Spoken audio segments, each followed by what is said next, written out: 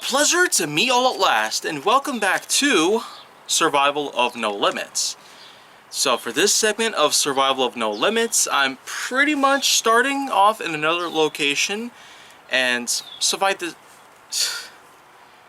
it to say, this one's probably not quite as good, as I'm surrounded by a bunch of potential dangers, but I'm gonna see if I can make it last for a little while, to say the least.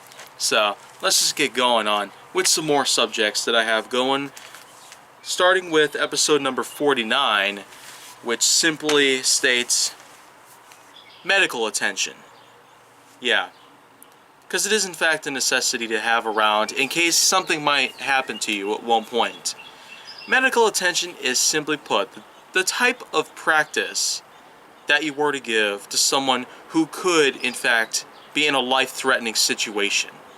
If it's something that's like a stroke, a heart attack, or something that's potentially worse, then this would mean that at some point, unless something is done, then the patient is bound to die off, to succumb to this disease, or whatever condition is happening. There's a lot of different ways to die.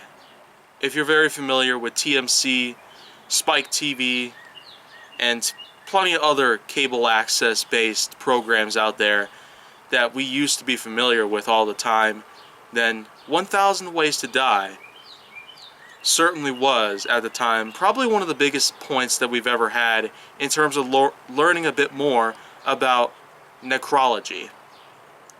But for the most part, I will say that, well, this entire list of subjects is going to continue going pretty well, but for the most part, I will say that out of all things that I have going on here, this certainly is quite a big piece of a complicated matter. So we're going to be here for some time, so just try and get comfortable here. There's always a time in life where you might actually have a vacation, where you might just be at work, sitting in a cubicle or whatnot, and then all of a sudden, bam! You're on death highway, bound to leave on some sort of exit. Whether it's far away or if it's really close by, probably wouldn't matter as much, because you're just struggling, trying to fight off whatever is coming onto you and trying to kill you within seconds. So the main thing here is that, well, for the most part, we got people of all sorts who might be into medicine and all that. But not everybody is a doctor. That is, of course, one of the main reasons why we have a lot of programs out there specifically catered to most medical practices. If someone were to have CPR, or if that's basically what's necessary in the case of how someone could end up becoming unconscious because of something such as an electrical shock or something else entirely, then CPR would in fact be necessary to administer to the patient who could in fact succumb to cardiac arrest at some point. But other times we have other products in all sorts of ways out there, including the defibrillator, which administers a small electrical shock to the chest in an attempt to regain cardiovascular activity after the heart stops beating and the lungs, well, stop extracting oxygen from the air. So that's just a couple examples out of many out there that we seem to have in today's society, where our lives are pretty much a lot easier now. On the other hand, though, there's lots of tools out there that might be necessary to prevent some things out there. The fire extinguisher, first off, is commonly used, well, for trying to stop things out there related to fire damage. It's more about relating to the prevention of any and all fire-related disasters. Whether it be a grease fire, electrical fire, or any other kind of fire that's situated in a building or outside of a building, then you can always expect an extinguisher to be your best friend in that regard. Because water's not always going to be around, especially at times like this. So that's just a good standpoint on how all of this takes place. But overall, when it comes to medical attention in general, whether you consider yourself a nurse, a practitioner, a surgeon, or basically a general who knows so much about health out there and, well, has a pretty high-end doctorate, then, well, it's probably good to know by this point that not everything is considered curable, unfortunately. As saddening as it sounds, it's just been the bitter truth that still continues to this very day.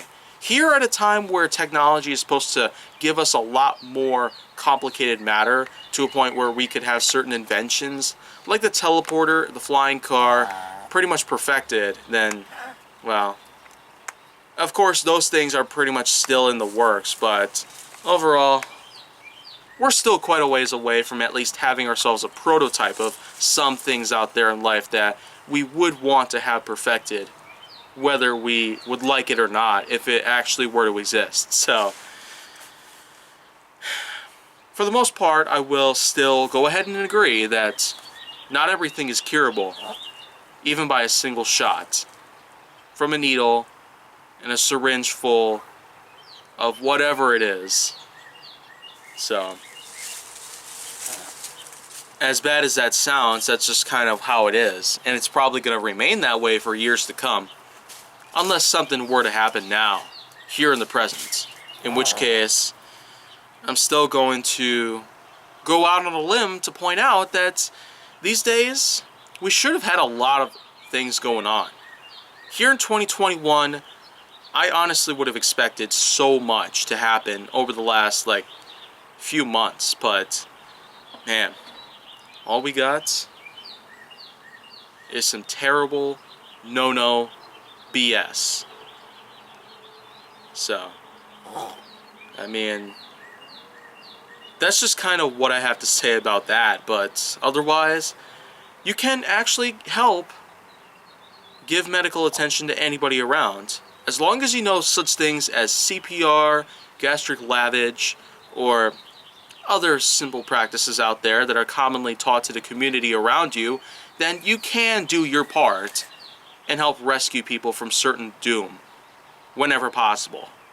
So, that's pretty much all there is to that. So, that's number 49 for you.